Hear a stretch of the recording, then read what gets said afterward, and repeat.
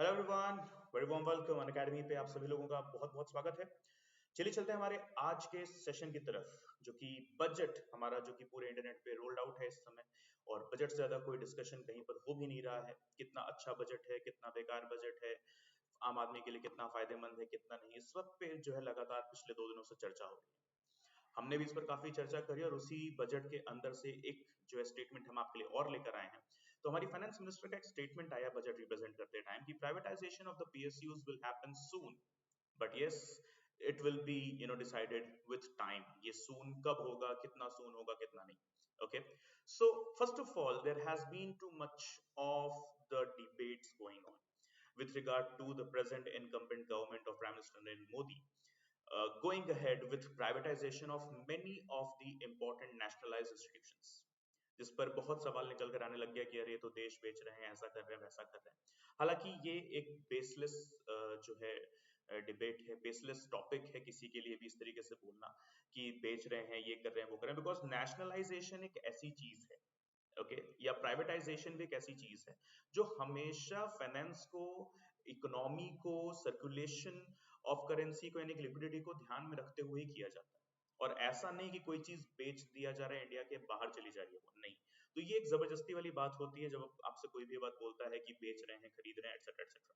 Okay, so privatisation is something that is not given by the present government, बल्कि ये 2002 से चला आ रहा है, राइट। और ये पिछले लगभग आप देख रहे हैं कि 22 सालों से प्राइवेटाइजेशन का कॉन्सेप्ट इंडिया में चल रहा है। और इसके भी पहले जब मनमोहन सिंह 1991 में हमारे फाइनेंस मिनिस्टर हुआ करते थे, सो मनमोहन सिंह सर ने ही एलपीजी का कॉन्सेप्ट लेकर आए थे, वो लिबरलाइजेशन, प्राइवेटाइजेशन, ग्लोबलाइजेशन। तो उसमें जो सबसे इंपॉर्टेंट सेगमेंट हो रहा था वो हो रहा था प्राइवेटाइजेशन। सो प्रेजेंटली बस मेरा आप लोगों को यही एक जो है मैसेज रहेगा छोटा सा कि इस डिबेट में ना पड़े कि कोई खरीद रहा है और कोई बेच रहा है, ऐसा कुछ भी नहीं हो रहा है, ठीक है। इकोनॉमी हमारी ठीक ठाक चल रही है, हाँ अप्स एंड डाउन्स बने हुए हैं, ग्लोबल इश्यूज की वजह से भी बने हुए हैं, डोमेस्टिक इश्यूज की वजह से भी बने हुए हैं, लेकिन हाँ हम अपनी पूरी कोशिश कर रहे हैं कि हमारी इकोनॉमी जो है बढ़िया चलती रहे, राइट। और उसके अंदर प्राइवेटाइजेशन की कहानी, और आइए देखते हैं फाइनेंस मिनिस्टर का ये स्टेटमेंट कैसे आया, क्यों आया और क्या कॉन्सेप्ट है इसका। सो अगर हम बात करें प्रेजेंटली हमारे combined market capitalisation of PSUs की, तो 81 जो लिस्टेड पीएसयूज हैं हमारे, जिनके अंदर बैंक्स भी है और इंश्योरेंस कंपनीज भी हैं, इनका पिछले 3 साल में जो मार्केट कैप है, ओके, वो 225% से बढ़ा है। So you can understand, okay, कि पीएसयूज कितना बेहतरीन काम कर रहे हैं 3 years, and capitalisation market cap at has grown from 225%, right? So it is a very wonderful data, okay, and here we can share about, है ना। देखो मैं ये नहीं कह रहा, हो सकता है आपको सुन के ऐसा लग रहा होगा कि अरे सर आप तो एकदम प्रो गवर्नमेंट बात कर रहे हैं, एकदम ऐसा, या प्रो बीजेपी बात कर रहे हैं, ऐसा नहीं, बिल्कुल भी नहीं। हम एकदम डिटेल्स में बात कर रहे हैं, डेटा में बात कर रहे हैं, फैक्ट्स में बात कर रहे हैं, ओके।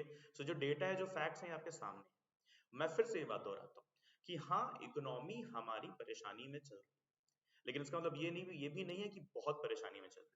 आईएमएफ का डेटा अभी 2 हफ्ते पहले आया है, रिकॉर्ड उनका जो है, रिपोर्ट उनका भी 2 हफ्ते पहले आया, जिसमें उन्होंने बताया है कि जो ग्रोथ रेट है इंडिया की आने वाले जो फाइनेंशियल ईयर है उसमें 8% पर चलने वाली है, और जो जीडीपी ग्रोथ रेट है वो 7 to 8% के बीच में होवर करने वाली है।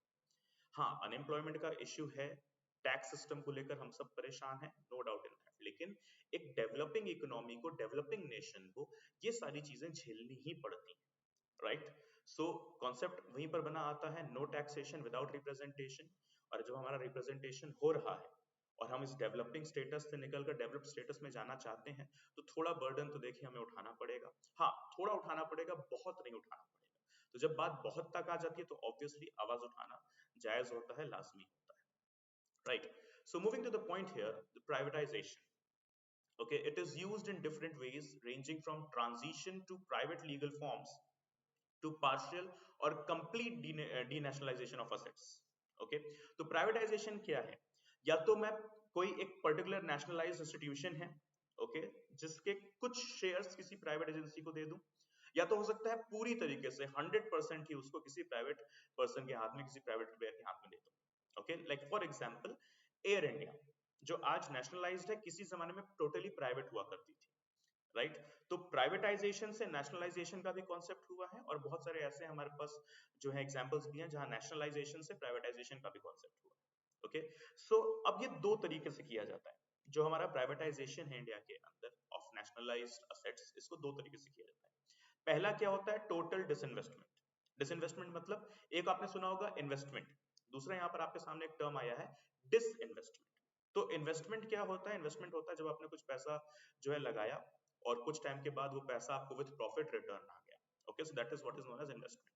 अब डिसइन्वेस्टमेंट इसका अपोजिट रूप है। ओके, यहाँ पर क्या है, आपने अपना कोई एक असेट बेचा, वो असेट बेचने के बाद जो भी XYZ अमाउंट आपके हाथ में आया है, उस अमाउंट को आपने किसी दूसरी जगह पर इस्तेमाल किया है। ओके, तो वो क्या है, आप देखिए एक तरफ से तो आपका असेट तो बिका ही बिका, लेकिन साथ ही साथ आपको कुछ पैसे भी मिले जिसकी वजह से आपको कहीं और फायदा हो गया। तो ये एक टाइप का डिसइन्वेस्टमेंट होता है। तो प्राइवेटाइजेशन इंडिया में एक जो है कंडीशन क्या है, डिसइन्वेस्टमेंट। दूसरा है opening up of the hitherto closed areas to private participation, यानी कि वो एरियाज जहां पर अब तक हमने जो है प्राइवेट प्लेयर्स को कोई भी एंट्री नहीं दी है। Let's say for example the areas of arms and ammunition, the areas of nuclear etc etc। Okay, वहां पर जब हम प्राइवेट प्लेयर्स को इन्वॉल्व कराने लगते हैं तो वो क्या होता है, okay, giving some percentage, not totally, okay, but yes some part, some segments, some sections etc। Okay, so जैसे कि अभी फॉर एग्जांपल हमने देखा है हमारे बिजली विभाग के अंदर इलेक्ट्रिसिटी डिपार्टमेंट, किसी जमाने में इलेक्ट्रिसिटी जो है पूरी तरीके से नेशनलाइज्ड हुआ करती थी, लेकिन अब हमने क्या देखा है, नेशनलाइज्ड इलेक्ट्रिसिटी हमारे पास अभी भी हमारे अपने जो है प्लांट्स अवेलेबल है, like for example NTPC, national thermal power corporation, लेकिन उसके अलावा हमारे पास जो है रिलायंस इंडस्ट्रीज की भी बिजली है, अडानी इंडस्ट्रीज की भी बिजली अपनी आ रही है, और इसके अलावा भी टाटा की भी बिजली अपनी अलग अलग आ रही है, right. So there are many private players as well in the power supply department और the electricity supply department. Okay, तो ये दो तरीके से प्राइवेटाइजेशन किया जाता है, total privatisation that is through disinvestment, okay, and providing some segments, some sections, some percentage of it. Okay, फिर अगर हम बात करें the current direction of privatisation of पीएससीज, देखिए पीएससीज बोलिए या पीएसयूज बोलिए, पब्लिक सेक्टर अंडरटेकिंग्स आप उन्हें बोलिए या पब्लिक सेक्टर एंटरप्राइजेस आप उन्हें बोलिए, ये दोनों एक ही हैं, तो कभी भी इसमें कंफ्यूज मत होना कि कहीं पीएससी लिखा है वो अलग है, कहीं पीएसयू लिखा है वो अलग है, नहीं, कुछ भी अलग नहीं है, दोनों सेम है, पीएससी या PSU, they both are same, right? Okay, so the current direction of privatization of PSCs has been spelled out in a policy laid down by Parliament in 2002। तो ठीक है, ध्यान रखिएगा उस टाइम पीरियड पर कौन किन की सरकार थी इंडिया के अंदर, सेम बीजेपी गवर्नमेंट की सरकार थी उस टाइम। अटल बिहारी वाजपेयी जो है हमारे लेट अटल बिहारी वाजपेयी, वो हमारे प्राइम मिनिस्टर हुआ करते थे, राइट। सो उनके टाइम पीरियड पे प्राइवेटाइजेशन की पॉलिसी जो है आई है, okay, properly as a government policy, और उनसे भी पहले मनमोहन सिंह सर के थ्रू हमें जो है एलपीजी रिफॉर्म्स मिले हैं। ओके, तो वो एलपीजी रिफॉर्म्स की ही देन थी जब 2002 में प्राइवेटाइजेशन की पॉलिसी भी आ गई। Okay, and the policy of 2002 of privatization stated the main objective of disinvestment is to put national resources and assets to optimal use। मतलब उनका जो 2002 का हमारा जो पॉलिसी था, उसका जो मेजर जो फोकस था, जो एम था, वो क्या था कि जो भी नेशनल असेट्स हैं उनका इस्तेमाल इस तरीके से किया जाए जिससे बेस्ट प्रोडक्शन हो सके, जिससे बेस्ट आउटकम निकल सके। तो अगर कोई एक ऐसा सेगमेंट है सरकार का, सरकारी कोई एक असेट है जो अभी हमें लगता है कि हम नहीं ठीक से चला पा रहे हैं, या उसमें प्राइवेट प्लेयर्स को इन्वॉल्व कराना बेटरमेंट जो है एक रिजल्ट देगा, बेटर रिजल्ट देगा, कंट्री के लिए बेटरमेंट का जो है कॉन्सेप्ट लेकर आएगा, hence as a result we can go ahead with that. This is what written in the policy of 2002, that is the privatisation policy. Further the aims of the policy, किस तरफ ये aim करता है, तो first of all yes, जब private players आएंगे competition बढ़ेगा, तो जब कंपटीशन बढ़ेगा तो मॉडर्नाइजेशन और अपग्रेडेशन अपने आप बाय डिफॉल्ट आ जाएंगे। फिर उसके अलावा नए असेट्स भी तैयार होंगे, एंड जब नए असेट्स तैयार होंगे तो ऑब्वियसली उन नए असेट्स में नए कंपनीज में, नए इंस्टीट्यूशंस में नए एम्प्लॉयमेंट की जरूरत होगी, नए लेबर्स की जरूरत होगी, नए या मतलब ज्यादा लेबर्स की जरूरत होगी, तो यानी कि जो एम्प्लॉयमेंट है उसका भी कॉन्सेप्ट होगा, जनरेशन होगा यहाँ पर। और फिर उसके अलावा जो पब्लिक डेप्ट है, ओके, इस डिसइन्वेस्टमेंट के थ्रू, इस प्राइवेटाइजेशन के थ्रू, वो भी कम होगा, राइट। और अगर हम बात करें कि इंडिया में कितने तरीके से प्राइवेटाइजेशन किया जा रहा है, ओके, सो क्या क्या पॉलिसीज है, मतलब क्या क्या मेजर्स हैं जिन्हें ध्यान रखना चाहता है। So first, PSC should not be sold irrespective of its performance. किसी भी पीएससी को इसलिए नहीं बेच दिया जाता है कि उसकी परफॉर्मेंस वीक है, नहीं, बिल्कुल भी नहीं।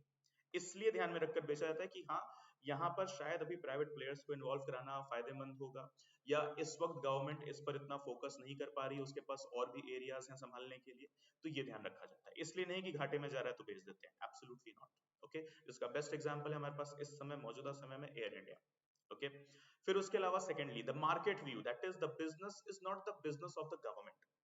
ओके गवर्नमेंट का जो बिजनेस है ना वो बिजनेस सर्विस के लिए है, पब्लिक सर्विस के लिए है, नेशनल सर्विस के लिए है, पैसा कमाना सेकेंडरी है। ओके तो जो भी उससे जो पैसा कमाएंगे भी ना वो पैसा भी वो पब्लिक सर्विस के लिए ही लगेगा। तो जो प्राइवेट ऑर्गेनाइजेशंस है उनका इकलौता प्रॉफिट, उनका इकलौता जो मोटिव होता है वो होता है profit, benefit at every cost at any cost.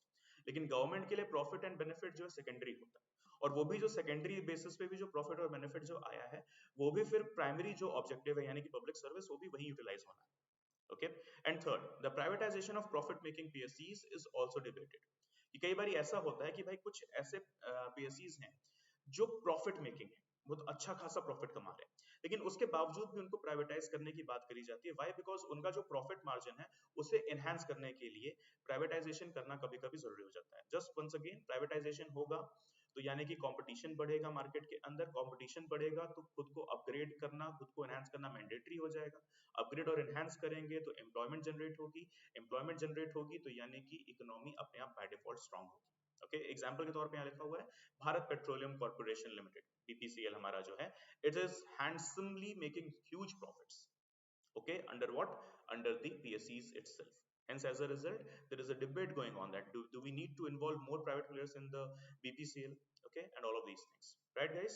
So this is it, guys, with regard to the session for the day. And apart from that, please remember, अभी नहीं तो कभी नहीं, last 2 days left.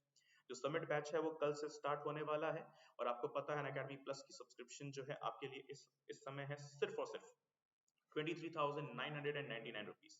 तो महज 24,000 रुपए लगाकर आपको 15 महीनों के लिए मिलता है अकेडमी प्लस सब्सक्रिप्शन, जहां पर आप देख पा रहे हैं कि आपको पूरा जीएस की तैयारी कराई जाएगी, पूरी सीसैट की तैयारी कराई जाएगी, एब्सोल्युटली जो टेस्ट सीरीज, जो रिक्वायर्ड टेस्ट सीरीज हैं वो भी आप तक पहुंचाई जाएंगी, विथ इवेल्युएशन होगा। ऑब्वियसली ऐसे नहीं कि बस क्वेश्चंस दे दिए अपना सॉल्व कर लो, नहीं, सॉल्व भी कराया जाएगा आपको, उसके बाद इवेल्युएशन जो है उसका, जो भी उसका फीडबैक है, जो भी प्रोज एंड कॉन्स हैं आपके, वो भी आपको बताए जाएंगे। और जितने भी बैचेस हैं, लाइक फॉर एग्जांपल हमारे पास अभी अचीवर्स बैच, समिट बैच और शिखर बैच जो कि कल यानी कि 26 जुलाई से चालू होने वाले हैं, तो आप इनमें से किसी भी बैच में एनरोल कर सकते हैं, और अगर आप चाहें तो कभी भी आप अपना बैच चेंज भी कर सकते हैं।